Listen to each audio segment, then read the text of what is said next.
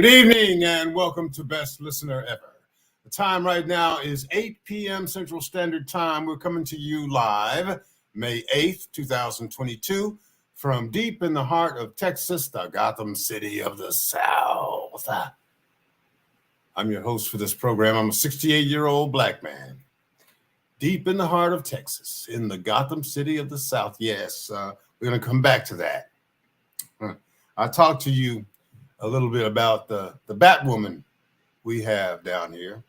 Unfortunately, I can't name her. I can only talk about her.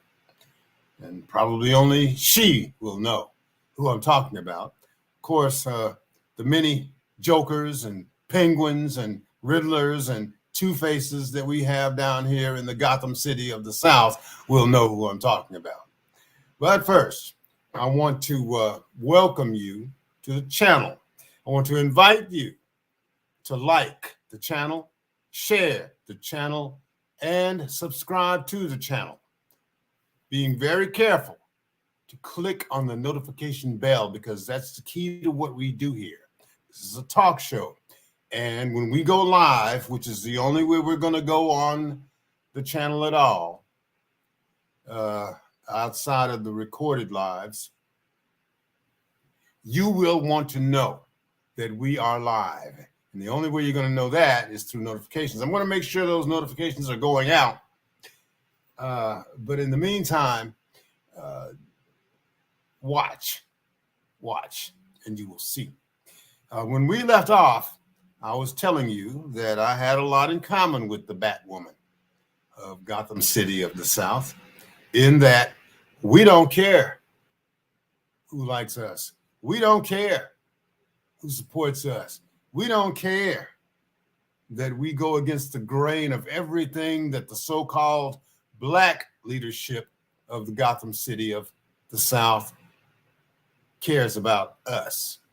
And when I look at the long list of so-called leaders here in the Gotham City of the South, I see the same rogues galleries, politicians, hangers-ons, Johnny-come-latelys and Johnny-ettes come lately, who want to claim the mantle of leadership here, black leadership in the Gotham City of the South, when the best they can provide is Negroship. You know, it's very easy to achieve notoriety as a Negro down here. And if you don't understand the difference between a black person and a Negro,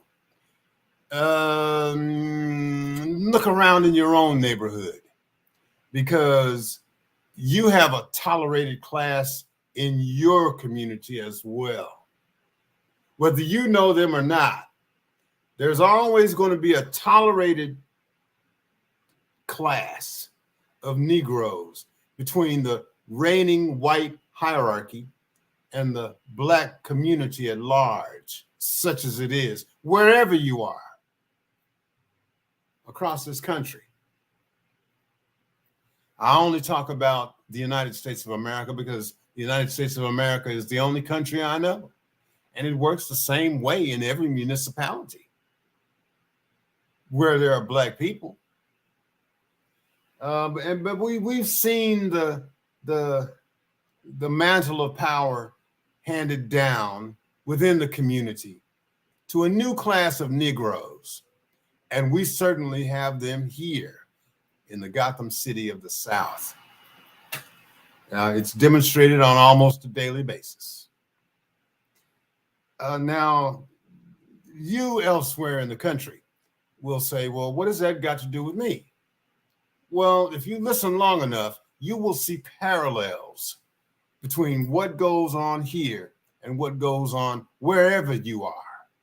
Wherever you are. Okay? And this is the bottom line. If you are for your black community, wherever you are, if you're really for the people in your black community, you're going to find very early in your process of of being an activist or being a so-called change agent or anything else, you're going to discover that you're going to battle, you're going to fight tooth and nail. But your opponents are going to be black people, people who look like you. And you're going to have to fight 5,000 black people before you even throw a punch at a white person. You are going to have to fight 5,000 people who look like you and ought to be allied with you, and you ought to be able to ally yourself with before you come in contact with any white person at all. That's just the way it works. That's the way black people have been manipulated since time immemorial. Okay? You got the gatekeepers, they call them in some neighborhoods. They have the sellouts, they call them in some neighborhoods. You call some people, they have worse names for them. But I'm not into name calling. I can't think of a name I can call anybody worse than a Negro, because the Negro is a thing of the past. When we're talking about black progress, anywhere, New York City, Chicago, Detroit, Baltimore, Atlanta, wherever, Memphis, LA, wherever you find black people, you will find a class of Negroes preventing any progress in the community. They absorb all the publicity. They absorb all the funding. They absorb all the publicity before it ever filters down to the black people in the streets. The black people in the streets don't matter. The so-called activists and so-called leaders claiming the mantle of black leadership and to represent black people's interests wherever they are all the same. A bunch of jokers, penguins, riddlers, two-faces, clay faces, any villain the comic Batman faced, you can multiply by 10 in the nation's black communities, and they'll be there. I can't speak for the other communities, but at least we have a Batwoman here. Bless her heart. Baby, and I can call you baby because I haven't named you. And I'm old, and you don't have to take it, in the wrong way. Baby, if you haven't already, you're going to lose all your friends, if you had any. Of course, if you lose those so-called friends because you stand up for what's right, those were not the friends you needed anyway.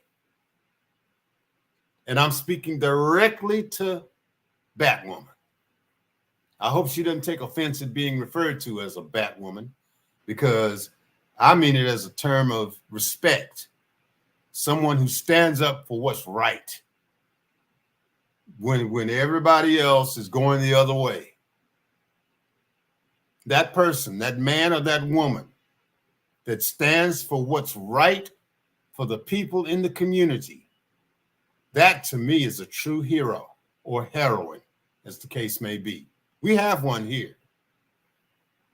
And trust me, I know most of the people here, either in person or by reputation. And a scurvier crew, a more scandalous crew, a more reprehensible crew of Negroes as you will find anywhere else in this country. And I know they're everywhere because this society breeds those kind of Negroes. They tell you, well, y'all need to just let us go down and talk to the white people and we'll come back and tell you what they say. Okay. And everybody says, okay, go ahead, because I got to go to work. So you leave it to the Negroes, the self-anointed leadership class. And you get sold out every time. And I don't care how many politicians you elect to offices at the local level, your city council. Down here, we have a commissioner's court. We have, of course, a state legislature, a state senate. I don't care how many Negroes you elect to those offices. They don't represent you. They're just there to get paid. Isn't that the same thing as in New York, in Illinois, in Georgia? Now, a lot of people who are in the machines, the people who get these people elected and who back them and profit by backing them, will tell you, oh, no, we got to have these black people in office. We got to elect these people to office so they can fight for us. Really? Really? Is that the way it works?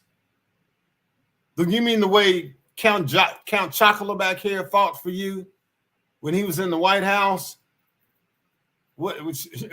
Okay, that's a prime example. That's why he's on my wall back here. Okay. What do you have for his 8 years in the White House?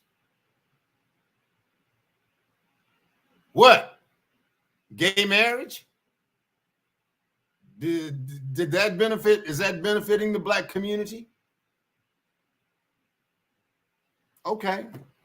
If that benefits you, that makes you feel good, makes you feel fulfilled, I can't argue with it. But I'm not going along with it. I never have and I never will.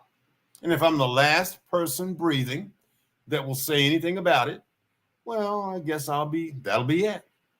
Now, I'm going to reach out to the Batwoman of Gotham City of the South, and I will at least try to communicate with her. I think she knows by now what she's up against. And I think she knows how hard her battle is going to be, and that she's in it by herself. And there are few allies. I don't know if she has a Robin or a butler named, like Alfred, or any allies at all. It can be very lonely standing for what's right, standing for what's true, standing for what the people really need. It's lonely. So I'm sure she's got lots of support in her inner circle. I hope she does, because the people that look like you, that term themselves your leaders, will cut your throat 9 ways till Sunday and sit around and laugh about it. Trust me. That's what they do. That's how they prosper. That's how they grow. That's what they feed on.